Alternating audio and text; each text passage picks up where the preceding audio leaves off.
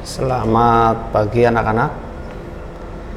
Gimana kalian kabarnya? Baik semua ya. Tentunya pada pagi hari ini Bapak berharap kalian dalam keadaan yang sehat selalu. Kemudian selain dari itu, pada pertemuan kali ini alangkah baiknya kalian sebelum memulai pertemuan kita awali dengan berdoa ya. Kalau sudah berdoa, setelah itu kita baru mau belajar tentang potensi sumber daya alam dan kemaritiman Indonesia. Sebelumnya di pertemuan lalu kalian masih ingat kita mempelajari apa? Ya betul, kita mempelajari tentang bagaimana letak Indonesia ya, letak dan luas Indonesia. Letak dan luas Indonesia itu tentunya merupakan satu negara maritim ya. Kalau berkaitan dengan luas Indonesia itu, karena Indonesia itu maritim, tentunya lebih banyak kelautannya daripada daratannya. Untuk letak sendiri bisa diterangkan menggunakan 3. Yang pertama letak geografis ya, di antara 2 benua dan 2 samudra. Yang kedua letak astronomis ya, yaitu 6 derajat lintang utara dan 11 derajat lintang selatan, serta 95 derajat bujur timur dan 141 bujur timur ya. Masih ingat ya, jangan sampai lupa loh ini. Yang ketiga adalah letak geologis ya. Letak geologis itu adalah letak di mana struktur batuan yang ada di atas tanah Indonesia ya. Nah, makanya kita terdiri dari pertemuan 3 lempeng. Yang pertama lempeng Indo-Australia, yang kedua lempeng Pasifik, dan yang ketiga lempeng Eurasia.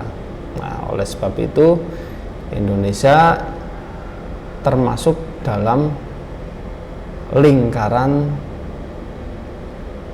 cincin api dunia atau Ring of Fire. Nah, Ring of Fire itu maka banyak positif dan negatifnya ya kan. Negatifnya apa? Negatifnya itu tentu banyak bencana. Ada tanah longsor, ada gempa bumi, ada gunung meletus ya.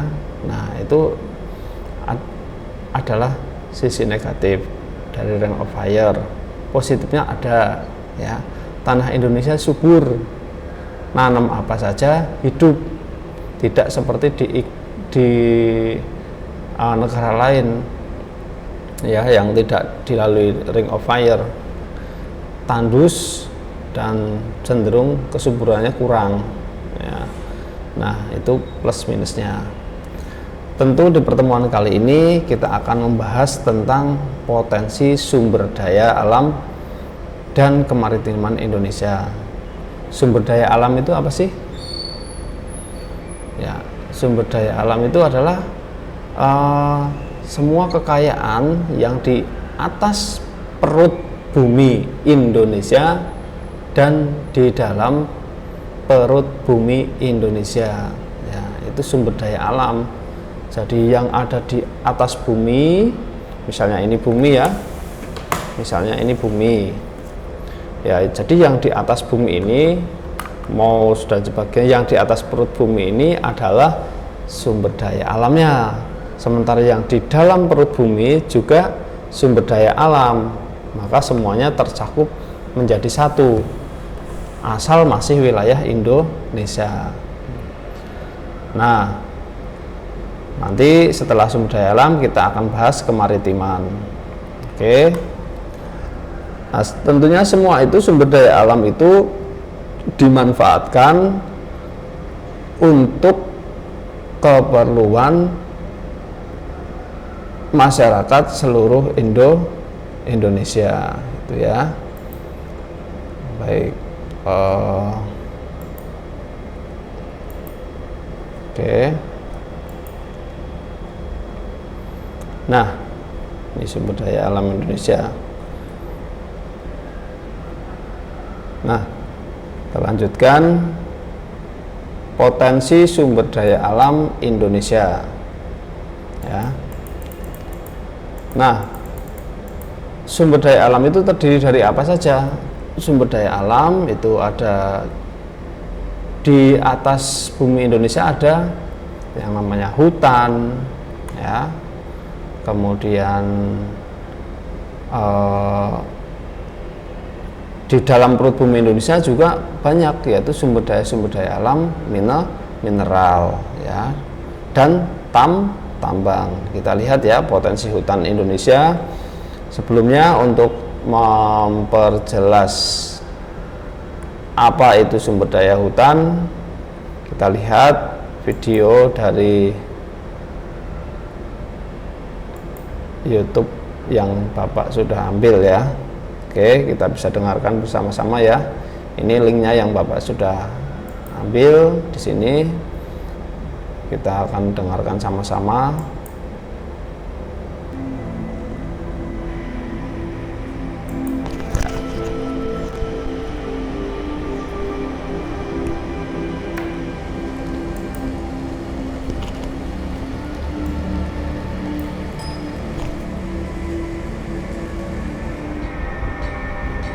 Indonesia terletak di lintasan garis khatulistiwa yang membentang dari Sumatera, Kalimantan hingga Papua.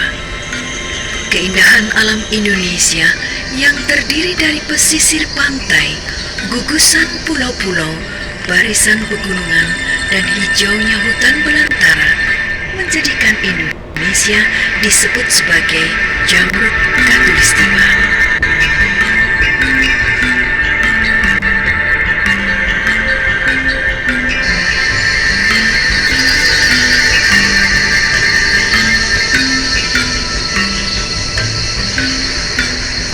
Keragaman hutan Indonesia merupakan rumah bagi berbagai kehidupan yang ada di dalamnya.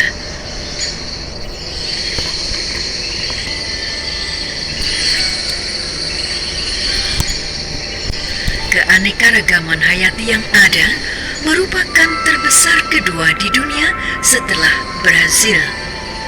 Dari seluruh keanekaragaman hayati tersebut, 10% spesies tanaman, 12% spesies mamalia, 16% spesies reptilia dan amfibi, dan 17% spesies burung tumbuh dan besar secara alami di belantara hutan Indonesia.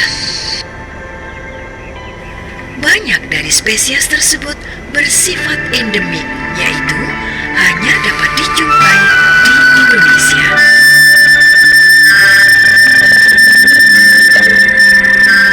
Baik di Kalimantan ataupun Sumatera itu ada harimau Sumatera.